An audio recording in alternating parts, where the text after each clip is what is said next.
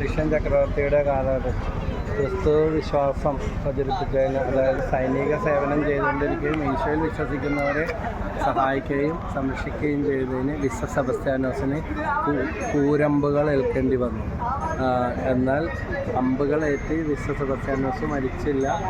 പക്ഷേ ഐറിൻ എന്ന് പറഞ്ഞ ഭക്തയായ ഒരു സ്ത്രീ ഉണ്ട്, അദ്ദേഹത്തെ ശുശ്രൂഷ ചെയ്ത് എത്രയും പെട്ടെന്ന് അദ്ദേഹം സൗഖ്യം പ്രാപിക്കാം. നമ്മളിപ്പോൾ കാഞ്ഞൂർ പള്ളിയുടെ മുമ്പിൽ ഉള്ള ഈ വിശുദ്ധ സെബസ്ത്യാനോസിനെ അമ്പ് ചെയ്ത് കൊല്ലാൻ ശ്രമിക്കുന്നതിൻ്റെ ആ സ്റ്റാച്ചുവാണ് കണ്ടുകൊണ്ടിരിക്കുന്നത്. പക്ഷേ വിശുദ്ധ സെബസ്ത്യാനോസ് അമ്പുകളേറ്റ് മരിച്ചില്ല.